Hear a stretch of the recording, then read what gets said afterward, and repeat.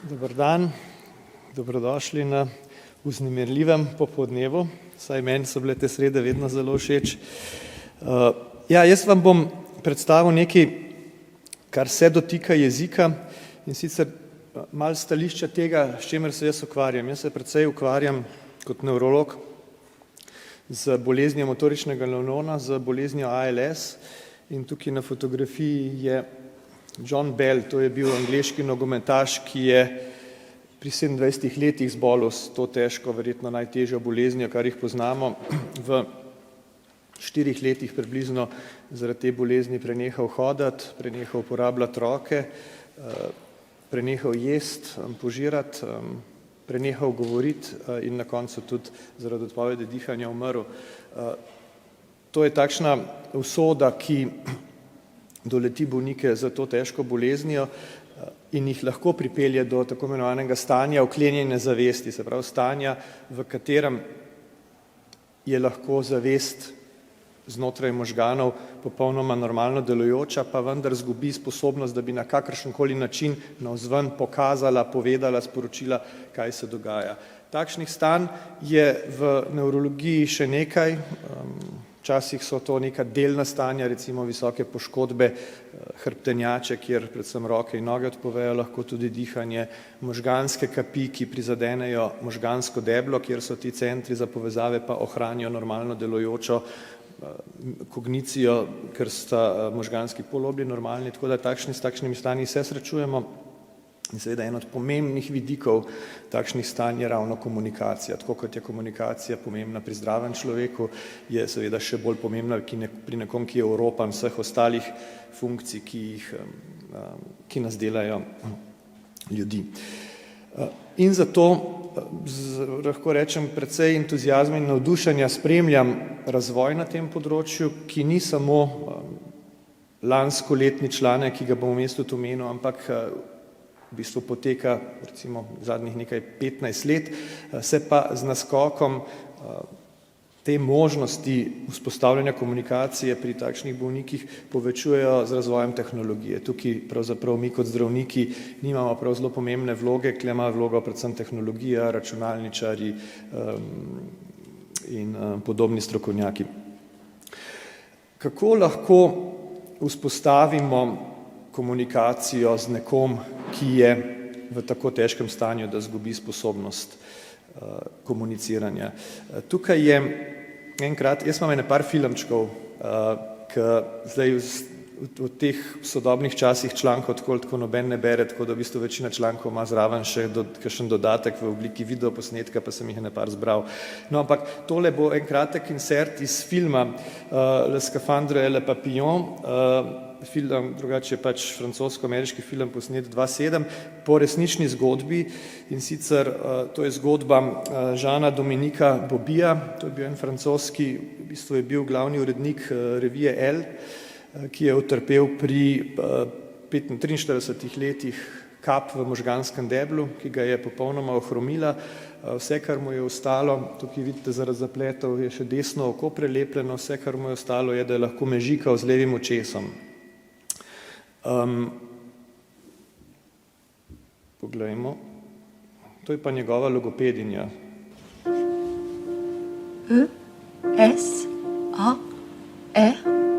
To so napisane črke abecede po pogostnosti, kako pogosto se pojavljajo v tekstih. Vsakič, ko zasliši črko, ki jo želi povedati, pomežikne z levim očesom.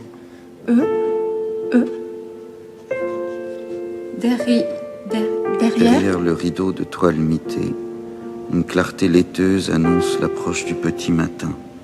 J'ai mal au talon, la tête comme une enclume, et une sorte de scaphandre qui m'enserre tout le corps. Ma tâche consiste maintenant à rédiger les carnets de voyage immobiles d'un naufragé échoué sur les rives de la solitude. O svojem življenju, o svoji zgodbi in je išla 2 dni preden je umrl, ker je pač to težko stanje. In to je recimo takšen način, ki dovoljuje nekom s tako težko okvaro, da vseeno ohranja zmožnost komunikacije z okolico, ampak si predstavljate, da je to seveda izredno naporno tako za njega kot tudi za okolico. V teh desetletjih pravzaprav z razvojem računalništva smo že zdavni dobili precej bolj učinkovite naprave in načine, kako komunicirati. To je recimo komunikator, pripomoček za nadomestno komunikacijo, ki ga bolniki dobijo na napotnico, se pravi, ki jim pripada iz zdravstvenega zavarovanja in ki omogoča ne samo kot zaslon z dotikom, ki lahko olajša to, kar tako poznamo pri telefonih, ampak ki ima tukaj senzor očesnih gibov in lahko potem s premikanjem oči izbira črke na tipkovnici in s tem kar učinkovito piše, približno recimo 5 besed na minuto se da s takšno napravo napisati in to pomeni, da se lahko že skoraj eno komunikacijo v živo dejansko vzpostavlja, da ne govorim o tem, da zelo učinkovito lahko recimo uporabljajo elektronsko pošto in tako naprej. To še vedno zahteva premikanje oči, se pravi zdrave očesne gibe.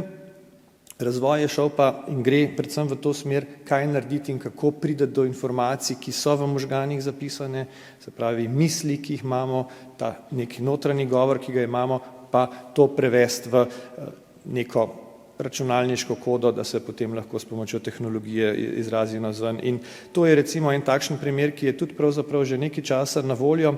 Tukaj konkretno gre za en projekt BCI Slikar, trboveljski projekt DDT Lab. Dr. Maša Jazbec je umetnica, ki se ukvarja s takšnimi projekti povezave tehnologije in umetnosti, ampak v bistvu uporablja en tak sistem, ki je na voljo tudi komercialno razvit do te stopne, da se lahko kupi in uporablja. Tukaj je ena taka kapa z elektrodami, ki so jo povezane na glavo in te elektrode merijo možgansko aktivnost in sistem deluje po principu tako imenovanega vala P300 ali pa nekih izvabljenih električnih valov možganov. Naši možgani so tako narejeni, da kadar se nekaj nenavadnega ali pa pomembnega zgodi, takrat se nek val v možganih tvori in ta val potem naprava zazna, se pravi ta val se imenuje P300, ker pride 300 milisekund po nekem dogodku. In naprava je tako narejena, da se tukaj na zaslonu pojavlja, v tem primeru gre za risanje s pomočjo misli, ampak lahko bi bile tukaj črke in ko človek opazuje tisto črko, ki jo želi izbrati in ko tista črka utripne na zaslonu, se takrat ta val v možganih zazna in lahko prevede potem v črko, ki jo računalnik napiše. Na tak način zelo enostaven je v bistvu, jaz sem enkrat poskusil sistem, v 5 minutah sem lahko recimo napisal besedo letalo, se spomnim, da je takrat bilo. Približno recimo 20 črk na minuto se da s takšno napravo generirati. To je že ta preskok v samo možgansko aktivnost, brez da potrebujemo neke mišice, neke druge organe, ki tvorijo misli. Na ta način bi lahko mogoče izvabili iz možganov več kot samo nek impuls v pravem času. Tak P300 v bistvu ne pomeni nič drugega kot nek pritisk na miško, ki ga naredimo pa z možgani. Želeli bi si več od tega, želeli bi si na primer način, kako lahko z mislimi upravljamo z mogoče invalidskim vozičkom. In to je en drug način, kako lahko to naredimo. V tem primeru zaznavamo možgansko aktivnost nad motorično skorjo, se pravi tam, kjer se ustvarjajo navodila za gibanje. Tole je ena zgodna zgodba celo z našega inštituta. Matevž Pičman in Manja Hribar sta bila takrat študenta, zdaj sta že zdavni zdravnika. Začutil, da sem meni odločil za nevrologijo, en je ortoped, ena je pa ORL, ampak takrat sta zelo entuzijastično se lotila projekta skupaj z profesorjem Alešem Beličem z elektrofakultete in tukaj je recimo en primer, kako lahko na tak način z merjenjem, se pravi spet neinvazivno, samo gor na glavo damo, upravljamo z eno pikso. Slabo se bo videlo, ampak tole je gol, to je nogometno igrišče, kle je ena majhna žogca in potem mora človek z mislimi dati žogco v ta prav gol, se pravi ne sme dati avtogol, ampak mora dati v drugo smer. In to je nekaj, kar se človek ravno tako nauči v nekaj 10 minutah. Tukaj se še ne vidi, mislim, da se bo malo kasneje videlo, malo lepše. In potem, ko da gol, se pač gol pobarva zeleno, ste videli, da je zdaj zelen. Tukaj je zdaj malo bližji posnetek. Tukaj je pikca in je šla gor, se pravi, premakni kroglico proti desni. To je pač očitno sistem, ki se ga da relativno enostavno za študenti in za obstoječo opremo narediti. Znanost je pa seveda šla naprej v precej bolj, bom rekel, sofisticirane in lahko rečem tudi invazivne poti. In tukaj je zdaj nekaj člankov, ki so članki iz letošnjega ali pa iz lanskega leta, ki nakazujejo, v kakšno smer se celotno to področje premika. Ta prvi članek je pravzaprav letošnji, objavljen v začetku letošnjega leta, opisuje pa nek sistem, ki se mu reče BrainGate, ki je že daljnega, jaz se spomnim, sem to vedno z veseljem študentom kazal, 2008 so to že objavili, ker se je res delo še to, da je znanstvena fantastika. To je en sistem, ki uporablja eno tako ploščico z elektrodami, 64 elektrod je gor, 4x4 mm je to veliko, pa zlače žice so in to se vgradi v možgane, se pravi, treba odpreti lobanjo pa vzpostaviti v možgansko skorjo, dati potem povezati z nekim sistemom, ki se priklopi na lobanjo in potem prek tega povezavo z računalnikom. In na ta način lahko potem nekdo, ki je tetraplegičen, z mislimi upravlja recimo z kurzorjem na zaslovu, tipka in podobno. Tukaj so objavili podatke, to je namreč študija, ki poteka že od 2004 in bo potekala do 2038, kjer gledajo poleg drugega tudi varnost in so ugotovili, da pravzaprav ni nekih večjih težav, razen draženja kože recimo na tem sistemu z možgani, se pa ni nič takega zgodilo, da bi se zdelo, da je ta naprava recimo nevarna dolgoročno. Potem še en sistem, ki je ravno tako objava v začetku letošnjega leta. Se pravi, pri vsakih teh načinih invazivnih je velik problem, da je treba lobanjo odpirati, da to pomeni nevarna nevrokirurška operacija.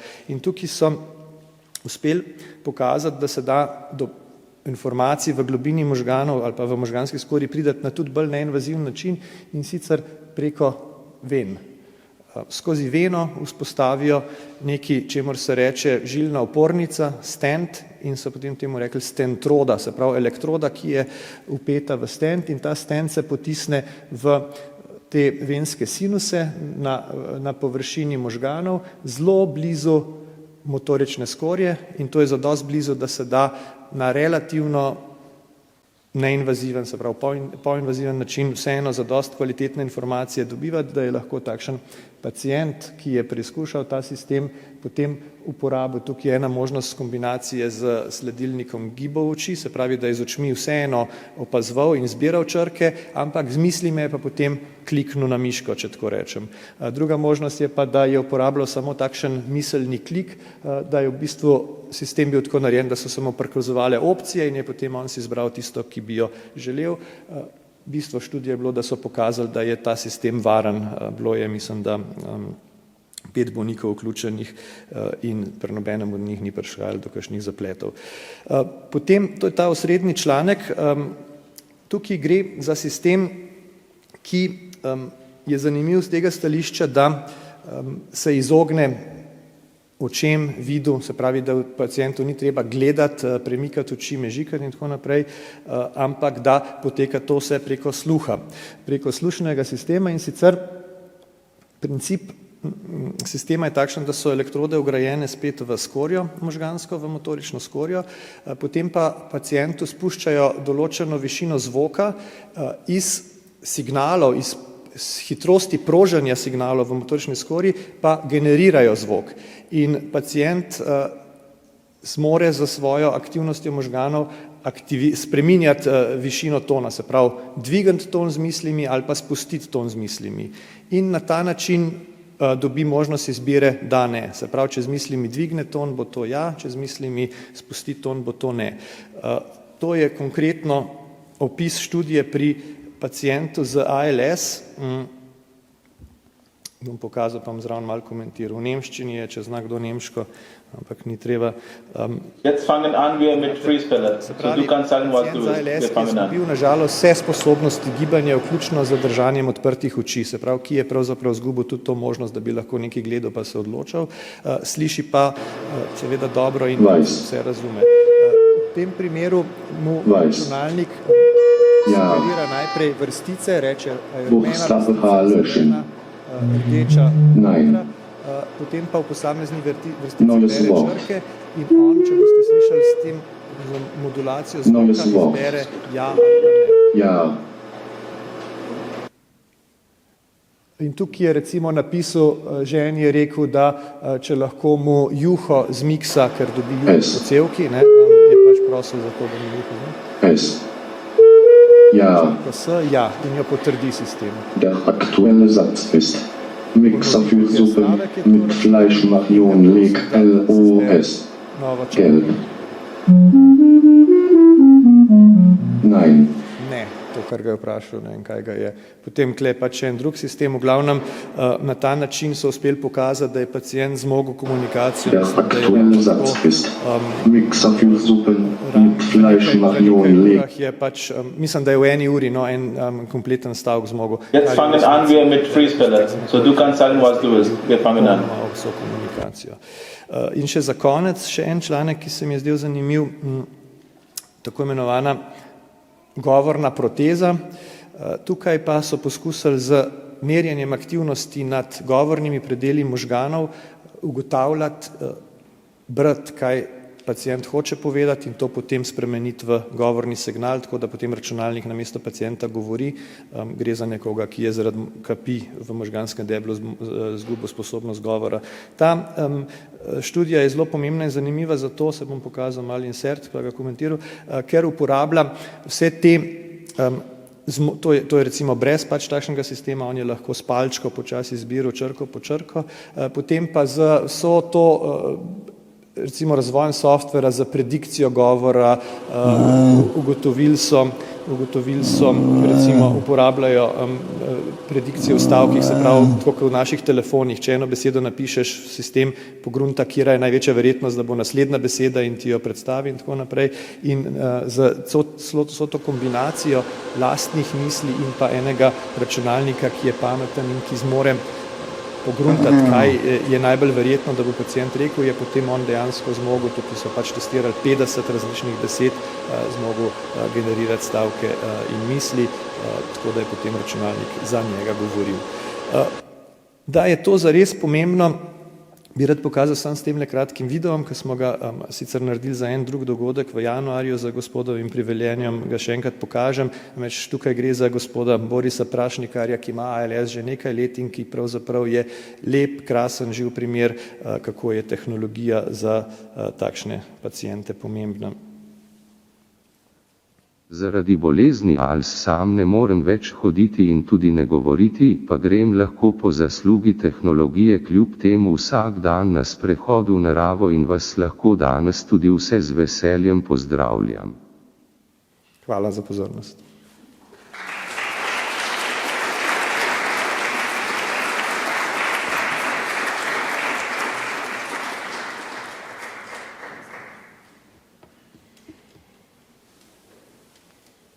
Ok, najlepša hvala. Imam mogoče kdo kakšno vprašanje? Drugače lahko, ja, ne vem, nobeden? Ok. Ja, v slidu je prazen. Drugače tukaj je, aha, ok. Hvala, super predavanje, Blaž. Kdaj predvidevaš, koliko let, da bo recimo ta mreža oziroma ta detekcija valov možganov lahko v bistvu dejansko bila enakovredna govoru? Ja, najbrž enakovredna, najbrž ne bo nikoli, ne, vedno bo šlo za neke približke tega, ampak jaz si predstavljam predvsem v sodelovanju, mislim, danes bomo slišali nekaj o umetni inteligenci, ne, mislim, da to, če si mi ostali ne želimo toliko, da postane, ali pa vsaj jaz ne, no, umetna inteligenca del mene, ne, da pol tega, kar povem, je sproduciral recimo ChatGPT, ne, Čeprav mi je naredil krasen osnutek predavanja, kaj naj povem o vmesnikih. Ampak je pa to za recimo nekoga, ki ima takšne omejitve, pa najbrž korak naprej. Se pravi, da ne samo, da neki detektira njegove misli, ampak da v bistvu potrebuje, bom rekel, tehnološkega pomočnika in sogovornika, ki ga bo pomagal. Zdaj najbrž je kle največji, dve veliki oviri. Ena velika ovira je ta invazivnost, no, mogoče bomo našli neko pot po žilah in tako naprej, drugače z odpiranjem glave, to ni nekaj, kar bi priporočil vsakmu, da si naredi. Drugo je pa najbrž cena. Zdaj se vsem pogovarjamo o produktih, ki pač so najbrž ranga, mislim, milijonov v končni fazi, ampak dobro, če to enkrat postane malo bolj dostopno. Ampak tako, se lahko veselimo recimo naslednjega desetletja. Najlepša hvala. Potem smo dobili še, s čim se točno ukvarja Muskovo podjetje Neuralink in kako daleč so? Ok, Elona Muska sem namensko spustil iz te predstavitve. Mislim, Neuralink je podjetje, ki pravzaprav dela nekaj podobnega, ki skuša na neinvaziven način, zdaj malo se bom tako tudi zmislil, ker čisto dobro ne vem, ampak jaz mislim, da tudi ravno tako nekako po žilah pride not pa z nekimi takšnimi mikrorobotki te elektrode ustavlja v možgane. Se pravi, zelo podoben princip, da bi lahko prišli z senzorji, z elektrodami zelo blizu možganske aktivnosti in potem jo povezali tudi zato, da boste lažje svoje mobilne telefone z mislimi upravljali, pa igrice igrali, pa tako naprej, pa drago plačali, ampak seveda tudi zato, da razvijajo to za bolnike. Neuralink ima za moje pojme en velik problem, da se zelo izogibajo znanstvenim potrditvam njihovega dela in da skrivajo svoje izvajanja, svoj razvoj in tega pač ne maramo v znanosti. V znanosti, če kaj narediš, moraš objaviti in mora to znanstvena skupnost potrditi. Tako da iz tega razloga ne bomo danes nič več o Elonu Musku govorili.